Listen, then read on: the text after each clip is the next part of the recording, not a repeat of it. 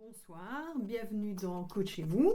Alors ce soir, petite émission particulière parce que je ne suis pas à la radio, je n'ai même pas Joachim avec moi, je suis non pas toute seule, en tout cas toute seule avec mon micro, mais j'ai en face de moi deux invités qui sont Jérôme Levasseur et Galina Levasseur. Bonsoir. Bonsoir. Comment allez-vous? Plutôt pas mal, ouais. Plutôt pas mal dans Ouais. cette période? Oui, Comme oui, ça, oui. avec la pluie aujourd'hui. Bon, la pluie, c'est la pluie, quoi. On a l'habitude, hein, Ça fait partie de la saison. Ça fait partie On de... a l'habitude ici. C'est ça fait partie de la saison. Donc aujourd'hui, en fait, Galina et Jérôme, vous êtes les responsables de la société Aquaroche. Vous allez nous expliquer ce que c'est, on va parler de votre société, on va parler de vous également. Alors je suis très curieuse, hein, vous allez le découvrir. Et on va aussi voir comment vous êtes venu vous installer en Creuse, pourquoi vous êtes ici, et votre parcours professionnel et un peu du privé aussi, parce que Galina a une belle anecdote à nous raconter. Donc ce que je vous propose dans un premier temps, c'est de pouvoir lancer la première chanson que vous avez choisie, qui est Jardin d'hiver de Henri Salvador. Pourquoi ce choix ? C'est un souvenir, en fait, de rencontre quand on s'est rencontrés. J'avais cette musique sur mon ordinateur et ça tournait en boucle. D'accord, c'est resté la chanson, votre chanson. Oui. Ok. Ouais, parce que j'avais demandé de me faire découvrir la musique française parce que là où j'étais, on n'écoutait pas beaucoup la musique française. Et c'était la chanson qui m'avait fait écouter et je suis tombée amoureuse sans savoir même de quoi ça parle.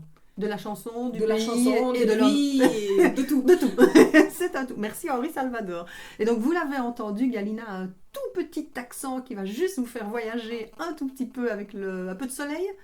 Ou on va voyager vers où? Ça dépend des périodes. L'Ouzbékistan. L'Ouzbékistan. Ah oui, donc là, on va vraiment aller découvrir une partie peut-être de ce pays, ou en tout cas ta vision à toi des choses. Donc c'est parti pour Henri Salvador. Petit jardin d'hiver de Henri Salvador. Et donc Galina et Jérôme, dites-nous tout. Qui êtes-vous? Alors, je voulais choisir. Qui commence?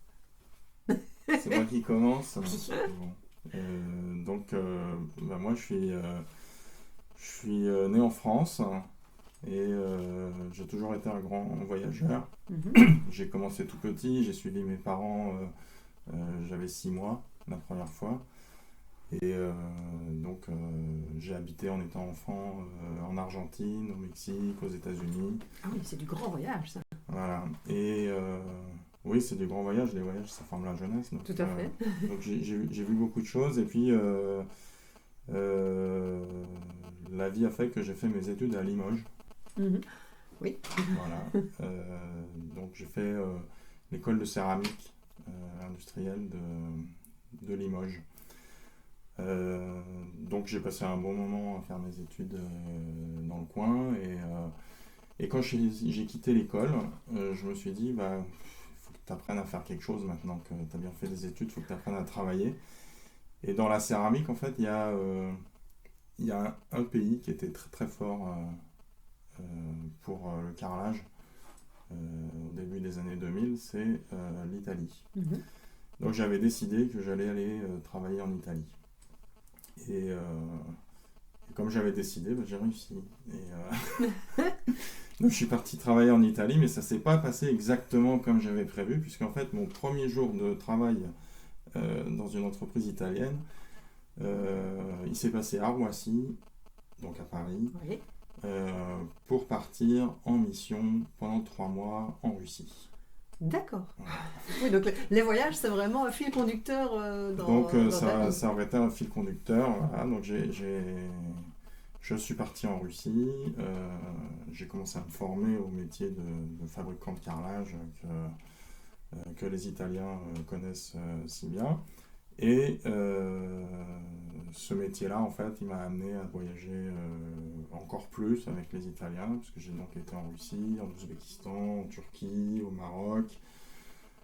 Alors en Ouzbékistan, j'ai rencontré Galina. Ensuite, on est revenu s'installer en Italie. Et de là, je suis parti au Burkina Faso un jour pour une mission.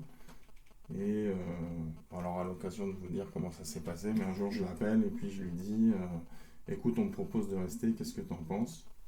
Et on est resté. Enfin, je suis resté, elle est venue, quoi. D'accord. Et on a passé 3-4 ans de notre vie au Burkina Faso. Là-bas, on a fait plein de choses parce qu'en fait, c'est pareil, ça s'est pas tout à fait passé comme on avait prévu. C'est-à-dire que ceux qui m'ont demandé de rester, ils m'ont gardé 3 mois. Mais nous, on est resté presque 4 ans. Donc, on a trouvé d'abord un boulot localement. Puis après, on a monté une boîte. On a coulé une boîte. D'accord. Ça s'appelle la vie d'entrepreneur. Hein, donc, ouais, c'est tout à fait ça, quoi. Donc voilà, on a coulé une boîte. Donc on est rentré en France comme on a pu. Et puis on a repris la vie normale, on va dire, quoi. Donc j'ai trouvé du travail, j'ai travaillé. Et puis j'avais dans la tête cette idée de recommencer, quoi. Mais de recommencer sans faire les erreurs du passé. Et c'est comme ça que 10 ans après être rentré en France, je me retrouve ici avec Aquaroche. D'accord. Et donc, Galina? Voilà, Galina, 38 ans, bon état général.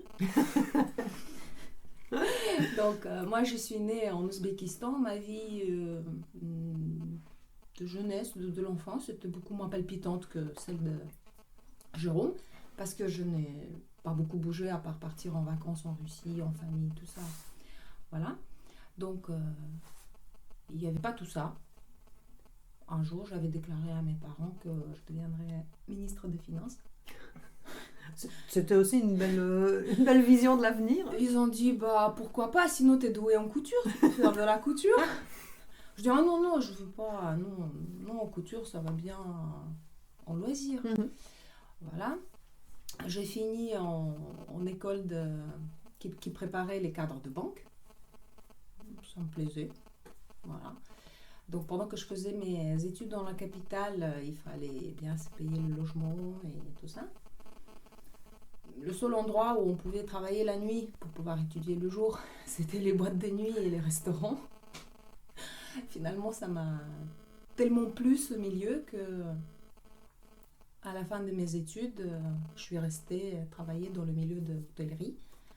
Heureusement, parce que c'est pas dans une banque que je t'aurais rencontré. Ouais.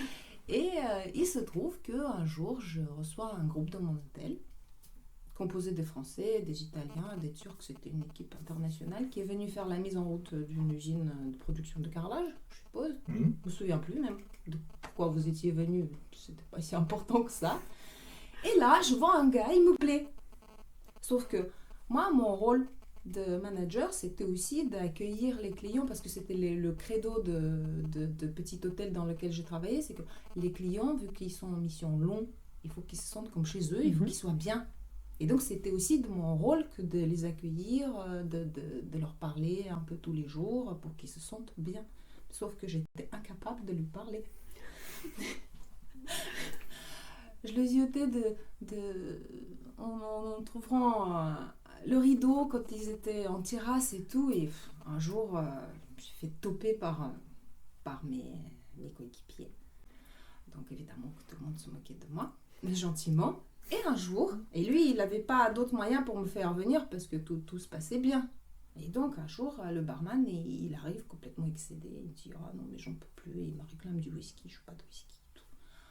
Il faut aller voir. Donc, j'y vais. Donc, effectivement, il me fait tout un cirque pour sa bouteille de whisky. Sauf que moi, le restaurant, il était fermé pour travaux. Et on n'accueillait que les clients en longue durée. Et donc, il m'a fait de la peine. Je dis, mais moi aussi, je me faisais de la peine parce que je vais acheter cette bouteille de whisky, je vais me la coltiner pendant des mois parce que c'est pas quand même un pays de whisky et il coûte relativement cher. Et je lui dis, mais je vais t'acheter la bouteille, mais tu vas me la boire en combien de temps? Il me dit, ça dépend combien de temps tu me la fais venir. Je dis, c'est à peu près 12 minutes pour la faire venir ici. Il me dit, si tu me l'emmènes en moins de 12 minutes, je te la prends toute ce soir. Bon, la bouteille était là en 9 minutes 42 secondes.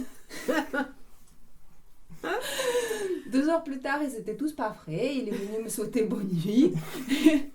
Il m'a proposé, pourquoi pas, un de ce jour, aller boire un verre. Et c'est parti. C'est ça. Et puis après, on ne s'est plus jamais quitté. Oui, ça c'est une super histoire. Et donc, de là, vous êtes après revenu ici en France. Et pourquoi la France et pourquoi la Creuse d'abord aussi?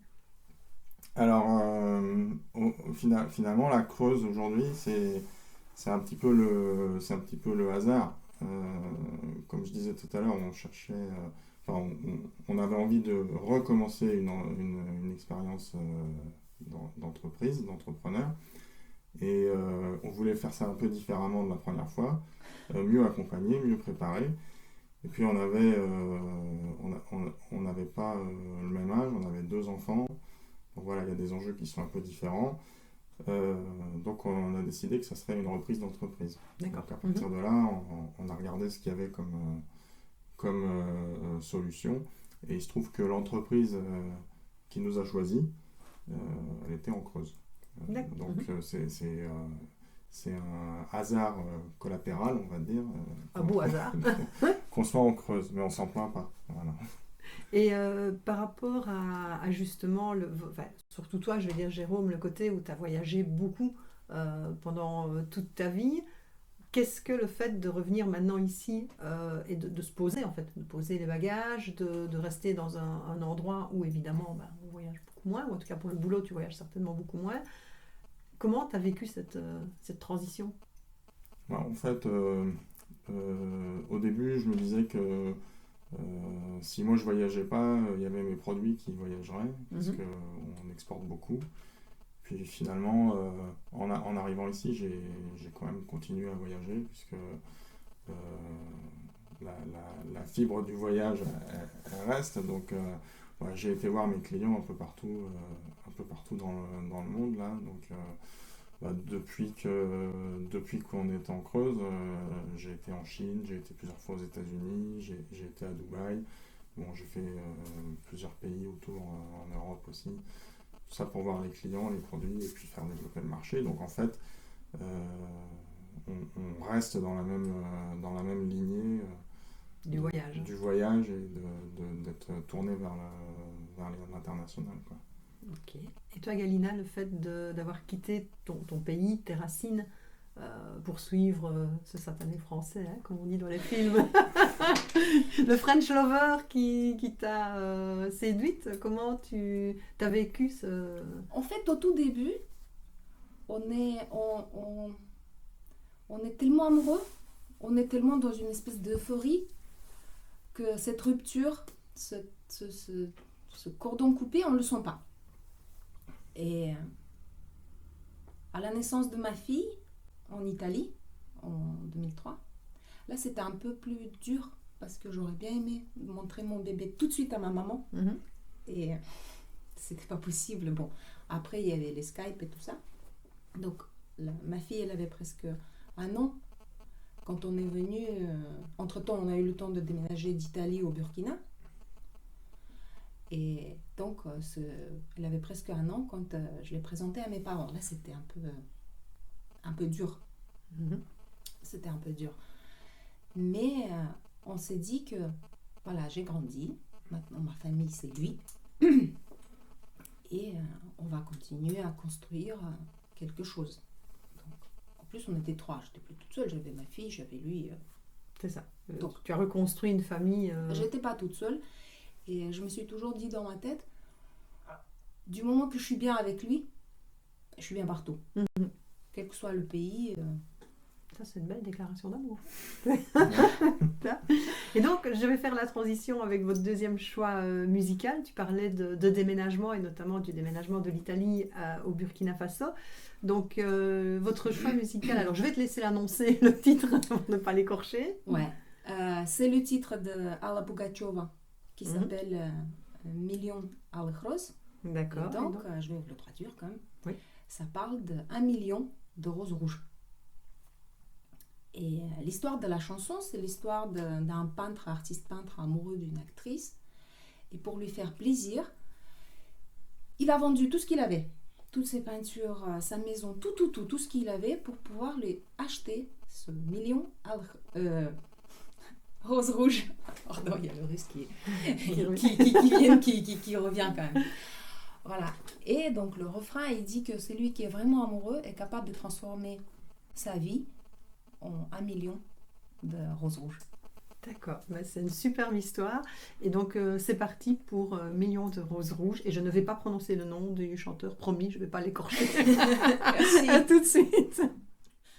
Alors, je vous avais bien dit qu'on allait voyager. Et là, c'est vrai que cette chanson, elle est magnifique. C'est vraiment, comme on disait, la chanson typique russe tu disais, des années 80, plus ou moins.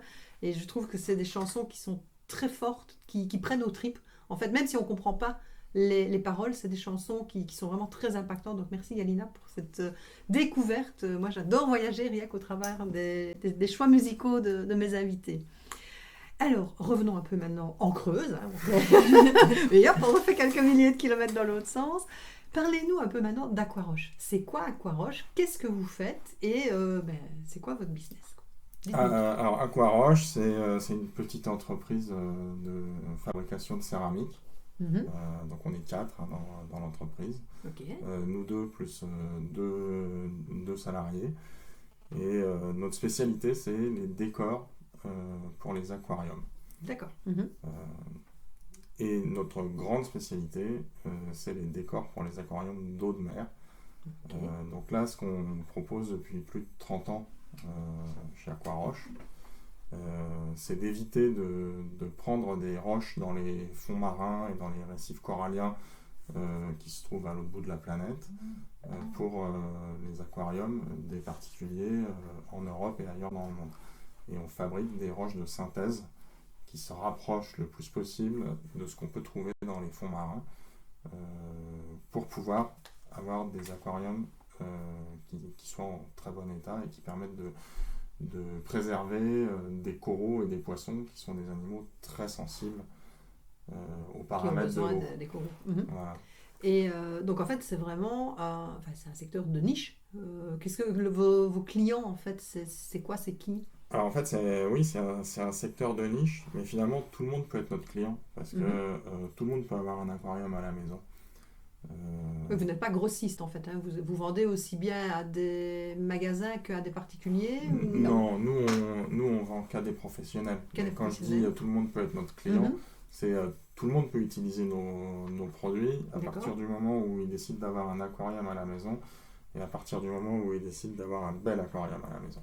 Voilà. Donc, parce que finalement, je dis tout le monde peut avoir un aquarium, mais nos produits, par leur spécificité, aujourd'hui, ils s'adressent à peu près 5% du marché de l'aquariophilie français. D'accord.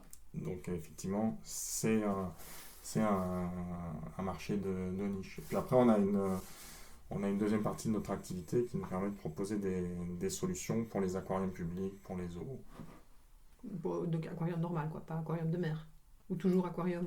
Alors, les zoos et les zoos et les aquariums publics nous appellent beaucoup pour les aquariums eau de mer.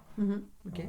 Voilà. Après, pour le grand public, on a des solutions pour tous les types d'aquariums, en fait, que ce soit des petits, des grands, des aquariums d'eau douce, des aquariums d'eau de mer. D'accord. Et donc, tu le disais, la société existe depuis 30 ans, en fait. La société, elle a été créée en 1987, donc voilà, ça va faire 34 ans cette année. Et vous l'avez reprise depuis 2017. 2017, ok.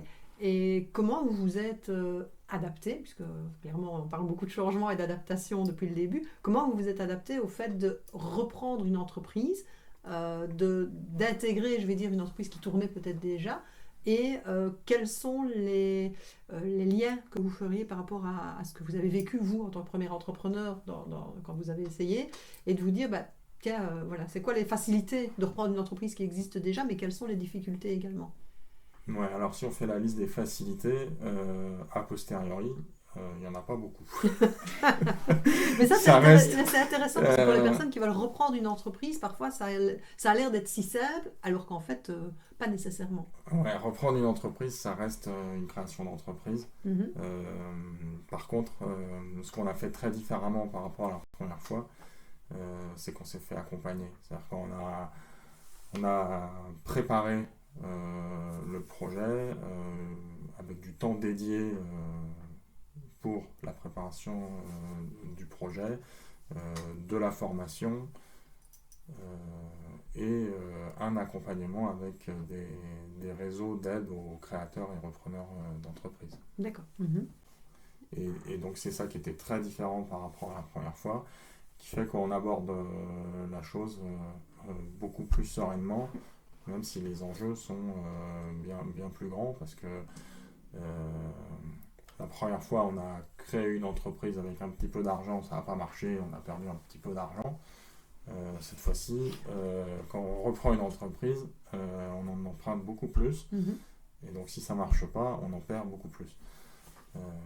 Mais comme on est mieux préparé, la probabilité que ça fonctionne, mieux préparé, mieux accompagné, la probabilité que ça fonctionne, finalement, elle est bien supérieure.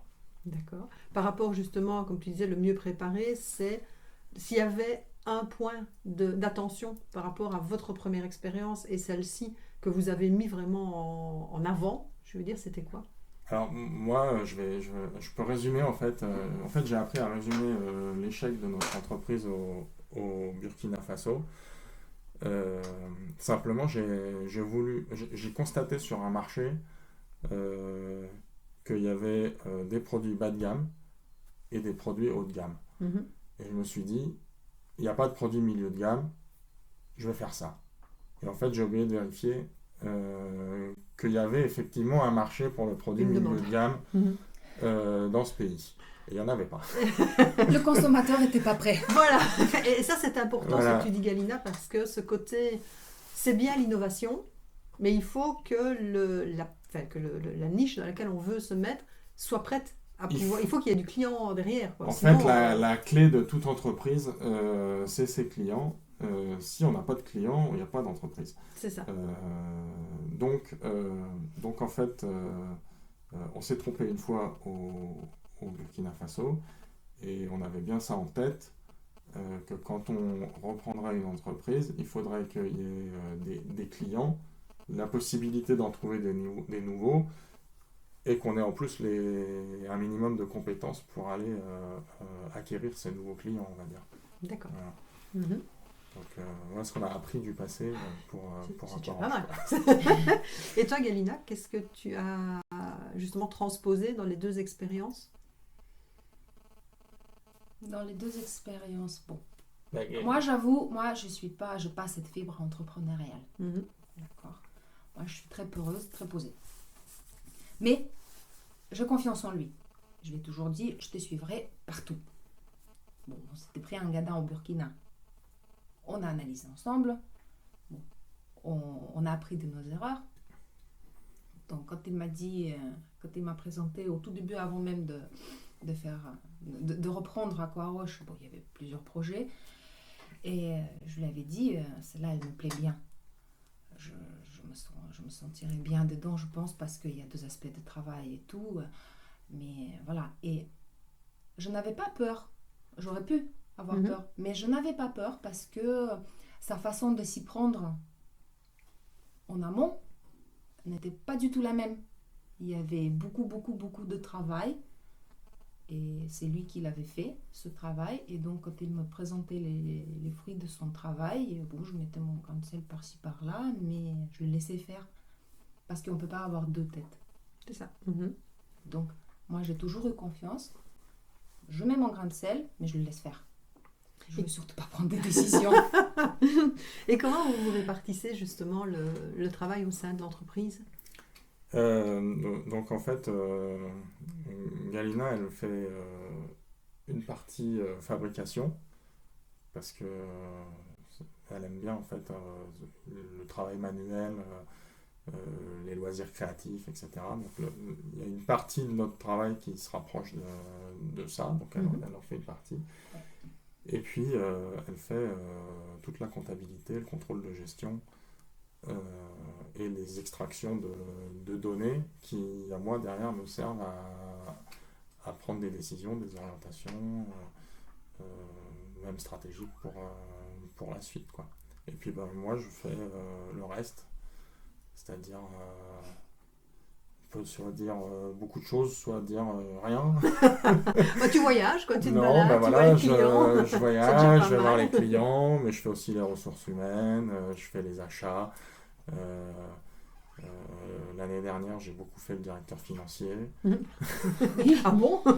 Mais pourquoi donc? Parce qu'il a fallu en 2 jours se transformer en directeur financier pour sauvegarder l'entreprise dans les tumultes qu'on a vécu l'année dernière, quoi. C'est ça. Et on revient à la notion de changement dont on parlait hors antenne, je veux dire que l'être humain n'a pas nécessairement besoin d'une grosse crise pour pouvoir changer, mais par contre, on est en capacité ou pas, parce qu'il y a des personnes qui sont absolument pas du tout capables de s'adapter au changement, ou en tout cas beaucoup plus difficilement quand on doit prendre des décisions. Peu importe la raison pour laquelle on doit les prendre. Ouais, une crise, ça peut être un moteur de changement, mais en fait, le mieux, c'est quand même de le préparer en amont, quand même, son changement, quoi. C'est ça.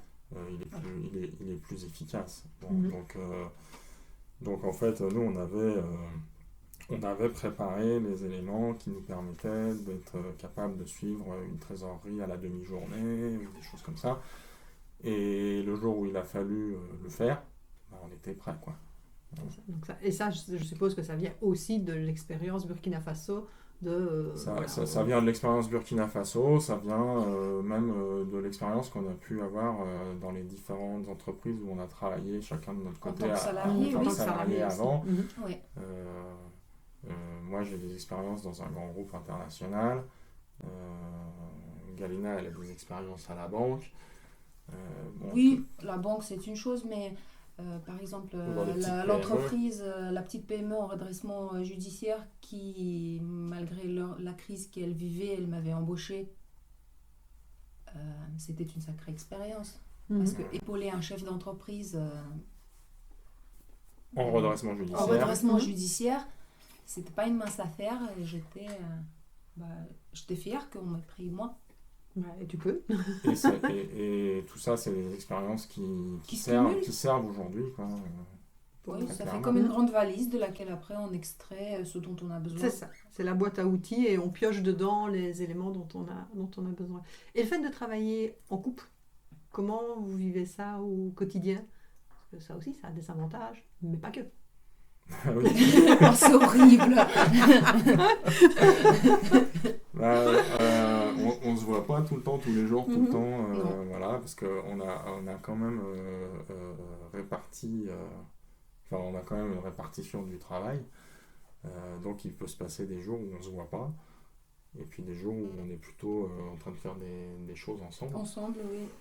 Moi, c'est ça qui me va, en fait, c'est la diversité, de la journée. Chose, voilà. Et après, c'est pas très compliqué de travailler en couple, en fait. Et puis, quand on voit l'osmose que vous avez en plus, ça doit être d'autant plus facile. Des fois, on a des réclamations des enfants, disons que on bosse H24. Mais maintenant, elles ont pris le pli. Au repas du soir, si on parle boulot, elles participent parce qu'elles sont au courant de tout.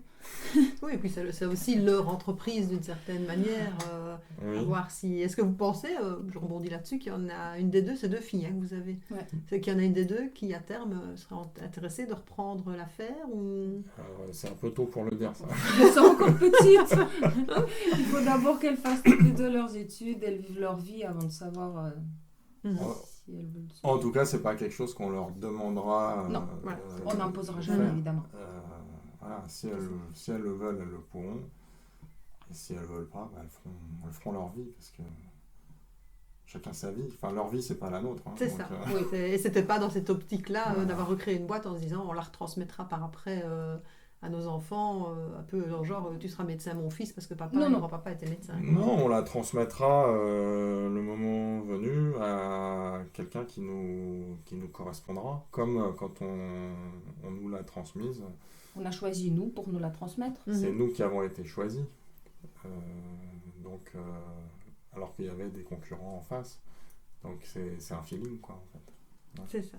C'est une belle philosophie parce que c'est vrai que souvent, parfois je vais dire dans certains cadres entrepreneuriaux comme ça, familiaux, il y a quand même derrière cette notion de allez, on va quand même essayer de transmettre l'héritage, alors que de fait les enfants n'ont peut-être pas du tout envie de ça et s'ils le reprennent, il faut que ce soit une volonté vraiment. Alors tu dis elles sont encore un peu jeunes, parfois par contre quand elles sont tombées dedans quand elles étaient petites, ça peut devenir une passion.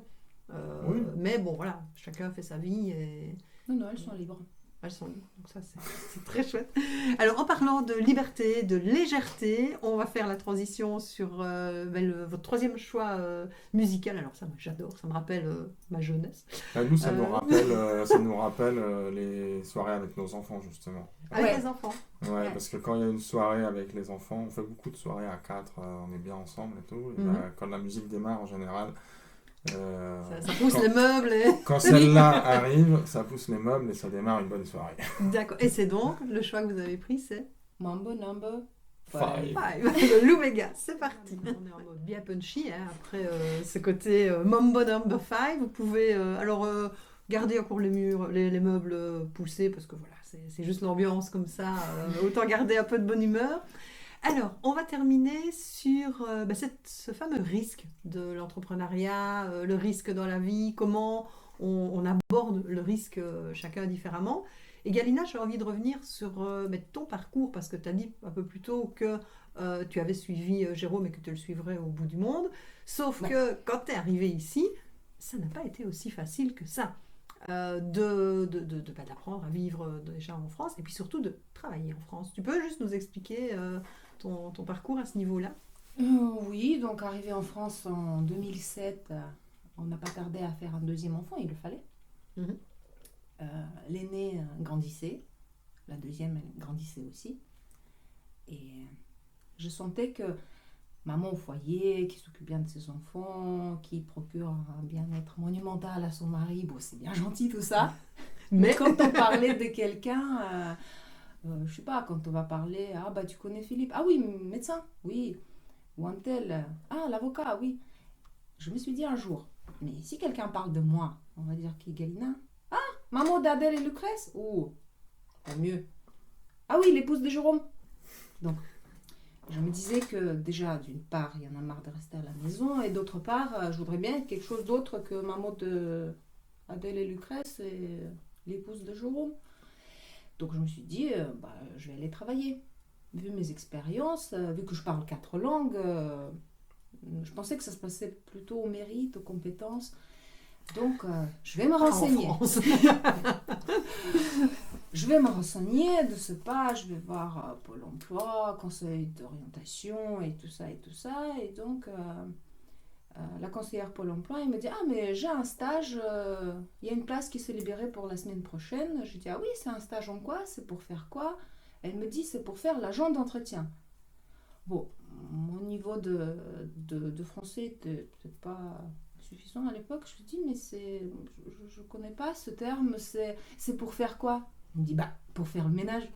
Je dis, mais non madame, je parle 4 langues, je travaillais, j'avais les postes à responsabilité, je vais pas aller récurer les WC, c'est peut-être trop d'honneur au WC. Elle me dit, mais qu'est-ce que vous voulez que je vous propose d'autre? Vous n'avez pas de diplôme reconnu en France.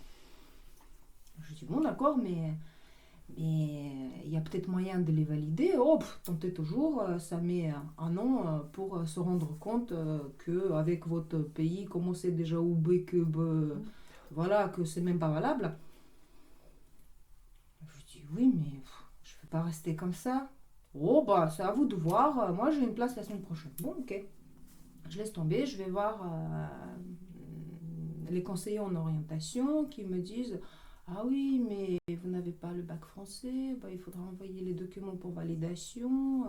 Et puis, de toute façon, à votre âge, vous n'allez pas vous remettre sur les bancs de l'école. Tu avais quel âge à ce moment-là? J'avais 27, 28 ans. Et je dis, mais pourquoi pas? Vous voyez, avec des gamins sur les bancs de l'école, je dis, je vois pas le problème. Bon, bref. Heureusement, à cette époque-là, l'Internet, c'était quelque chose de déjà bien répandu. Donc, j'ai fouillé jour et nuit pour savoir comment est-ce que je faisais tout ça. Donc, j'envoie mes diplômes pour valider. On me renvoie un papier qui me dit que la procédure prend entre 9 mois et 1 an. Je me dis, ah non, c'est trop long. C'est comme un bébé, quoi. Donc, je vais voir Greta et là, ils me disent, mais oui, non, mais vous pouvez passer ce qu'on appelle diplôme d'accès aux études universitaires, c'est équivalent du bac, mais sauf que vous le passez sur 4 matières, c'est en cours du soir, il n'y a pas de problème. Donc là, j'ai été très bien accompagnée. J'ai eu mon diplôme d'accès aux études universitaires, je me suis inscrite à la faculté de droit, économie et gestion d'Orléans et j'ai fait mes 3 années de licence. Certains de mes camarades en première année de licence, il m'appelait madame. Mais ça ne m'a pas du tout dérangé d'étudier avec les gens qui, quand moi je passais le bac de mon pays, ils empilaient les cubes au maternel. Bien au contraire, je me disais, vas-y, tire des avantages de ça, c'est que entre eux et ta fille, il y a 20 ans d'écart. Donc, toi, si tu arrives à très bien t'intégrer avec, tu seras déjà à mi-chemin pour prendre ta fille plus tard. C'est ça, c'est une belle adaptation à la jeunesse. Et c'était 3 années inoubliables, tout autant pour moi que pour vous. Ah oui. Pour Adèle et Lucrèce. Parce qu'il n'y avait plus maman aussi disponible qu'avant, évidemment. On a eu le droit à 5h du matin, mais laisse tomber ta disserte, t'es fatiguée, tu vas rien pondre. Oui, non, mais je dois la rendre. La dissertation, droit constitutionnel, non, mais c'était affreux. J'imagine le truc que tu as envie de faire tous les jours, quoi. Et on pouvait entendre, oui, mais je suis pas ta fille, je suis pas une ado, arrête de me gronder. Mais non, t'es pas ma fille, t'es pas une ado, mais t'as quand même besoin de dormir, tes cours démarrent à 8h. Ah, j'imagine que ça a dû être une période... Ah, mais ils se sont adaptés, on s'est tous adaptés. Et qu'est-ce que tu en retires maintenant, je vais dire, comme... Qu'est-ce que tu as appris sur toi pendant cette période-là? Ah, c'est qu'on peut tout faire. On peut tout faire, on accepte. On accepte, on s'adapte et on peut tout faire. Okay. Mais il faut être bien entouré. Et il faut être bien entouré. Et donc, dernière question, avant notre petit questionnaire de Proust, c'est qu'est-ce que vous diriez justement à quelqu'un qui veut se lancer, que ce soit un jeune ou que ce soit quelqu'un qui veut reprendre une entreprise, qu'est-ce que vous lui donneriez comme conseil? Ou en tout cas comme petit tuyau? Moi, ma grande phrase, c'est qui ne tente rien ne tente rien. Voilà. Donc, parce que faut tenter. C'est ça. Parce que si on n'a pas tenté, ça ne veut pas dire qu'il n'y a pas de risque non plus, quoi. Il y a peut-être le risque de s'enliser, de ne pas se plaire à ce qu'on fait, etc. Donc il faut tenter, quoi. C'est ça. Et on peut avoir le risque de réussir et de trouver une super opportunité également. Ouais. Et on avait une petite phrase qu'on aime bien avec ma fille. Alors c'est tiré d'une expérience au ski, en fait, quoi. Et il y a un film, il y a un western, là, Le Bon, la Brutale, Truand, où il y a un moment, il y a le gars qui dit dans la vie, il y a 2 catégories d'hommes. Il y a celui qui a une arme et celui qui creuse. Toi, tu creuses. Et nous, on a fait un plagiat de ça. Quand vous êtes au ski, on dit que dans la vie, il y a 2 catégories de personnes. Il y a ceux qui regardent la pente et ceux qui bouffent la neige. À toi de savoir ce que tu veux faire. Exactement. Donc, en fait, si tu regardes la pente, tu as plus de chances d'y arriver. Parce que... Même si elle a l'air être une pente un peu trop descente. Parce que la peur, là, ça écarte pas le danger, c'est tout. C'est des phrases très bateau, mais c'est tellement vrai. Et c'est tellement vrai. Donc, il faut regarder la pente et il faut se poser les bonnes questions pour savoir comment on va la descendre, quoi. C'est ça, bien anticiper. Et la meilleure façon d'anticiper, c'est d'être bien entouré. Donc, si le sujet, c'est de créer une entreprise ou de reprendre une entreprise, il y a des organismes, il y a des chambres de commerce, il y a des réseaux entreprendre, il y a des France Initiatives, il y a des France Actives, enfin il y en a beaucoup.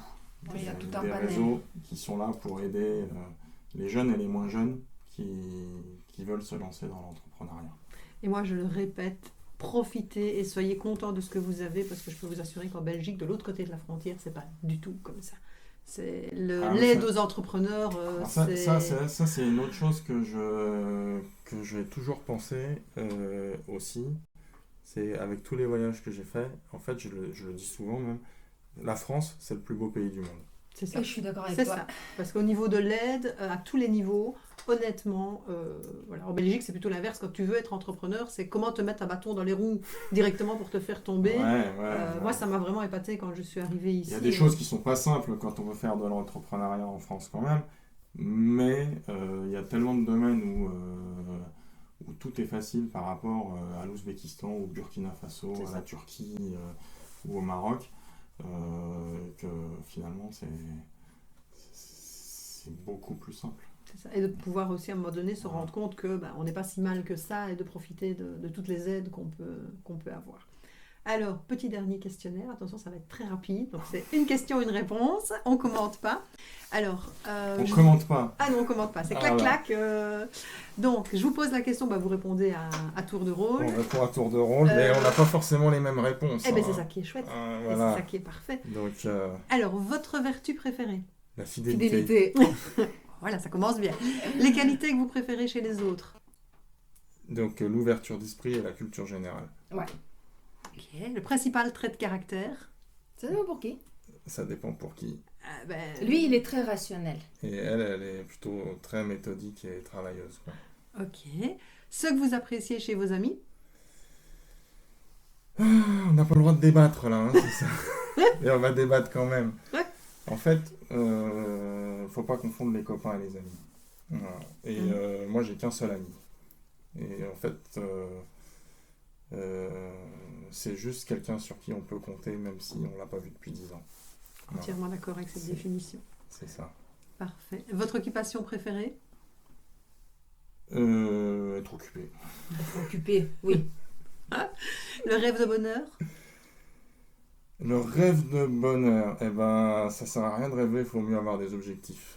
Parce qu'un rêve, on n'a pas le droit de débattre. Ouais, mais c'est... Allez, je vous laisse juste un petit... Un rêve, c'est pas fait pour être atteint, un objectif, c'est fait pour être atteint. Exactement. C'est bien. Quel serait votre plus grand malheur? Perdre un enfant. D'accord. Ce que vous voudriez être? Moi. Quelle est votre couleur préférée? Alors là, on en a plusieurs en fait. Donc pour la montagne, le blanc. Et pour le ciel, le bleu. Pour la viande, c'est rouge. La viande rouge. T'as devenu une vraie limousine, quoi. Oui, un petit peu quand même. Voilà. Votre animal préféré? Ah bah, à manger. La vache. À porter, c'est le vison. D'accord. Le héros ou l'héroïne de fiction? On n'a pas tout à fait les mêmes non plus, là. Ouais, pour moi, c'est Scarlett O'Hara de Autant emporte le vent. Le soleil se lèvera toujours demain. Voilà. Et pour moi, c'est Eddie dans La vérité si je mens. D'accord. Oui, c'est pas du tout, on n'est pas dans le même cadre. Votre héros ou héroïne dans la vie réelle? Moi, je dirais que c'est ma femme, en fait. Je suis très impressionné par son parcours. Yalina? Je n'ai pas. Peut-être ma maman. Ok. Le don de la nature que vous voudriez avoir?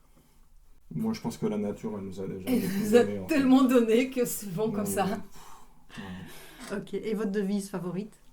Alors, ma devise favorite, c'est Carpe diem, mais il ne faut pas oublier que demain aussi, tu auras faim. Bien, joli. Galina? Oh bah... C'est la nôtre, en fait. C'est la nôtre. C'est notre vie. Enfin, voilà. Ok, bah en tout cas, un grand merci pour cette rencontre, pour cette découverte, parce qu'on se connaissait, mais très très peu, on s'était croisés quelques fois. Donc c'est agréable pour moi aussi d'apprendre à mieux vous connaître. Et je vous souhaite tout le bonheur du monde, que tout se passe bien, que l'activité soit hyper florissante et qu'au niveau personnel... voilà, vous puissiez continuer à grandir et à faire vos super soirées entre familles, parce que ça, je trouve ça géant. Donc, je penserai à vous à chaque fois que j'écouterai maintenant Mambo No. 5. Et donc, avant de vous quitter, petite question rituelle, et celle-là, elle n'était pas prévue. C'est, après cet entretien, comment vous pourriez résumer ce que vous avez ressenti, comment vous l'avez vécu en 3 mots? Ce qu'on a vécu pendant l'entretien? Ici, maintenant. En fait, c'est intéressant de passer du temps à poser des mots sur des choses qu'on vit au jour le jour sans forcément y réfléchir parce que c'est instinctif, quoi. Voilà. Okay. Et on va continuer à faire confiance à notre instinct, du coup. Voilà. Et toi, Galina? Un peu bouleversant parce que remuer comme ça toute sa vie sentimentale et autres, parce que toute ma vie, elle est sentimentale. Ouais. Mais positif. Ah oui, très positif. Et puis, voilà, tu te lèves pas comme ça, tu te dis pas tous les instants de ta vie, je t'aime. C'est barbant quand même. Pas trop, hein, quand même, faut pas filer la grosse tête. C'est barbant, voilà, au bout d'un moment, on va se lasser. Mais là, rien qu'à soi-même, voilà, se redécouvrir, comme ça, se remémorer certains moments, ça fait du bien. Moi, c'était en tout cas vraiment très très agréable pour moi aussi. Et je vais vous laisser le mot de la fin en annonçant la dernière chanson que vous avez choisie. Qui est-ce Alors, la dernière chanson qu'on a choisie, c'est une chanson d'amour encore, mais un peu particulière. C'est un slow endiablé. D'accord. J'avais dit qu'il fallait garder les slow endiablés, oui.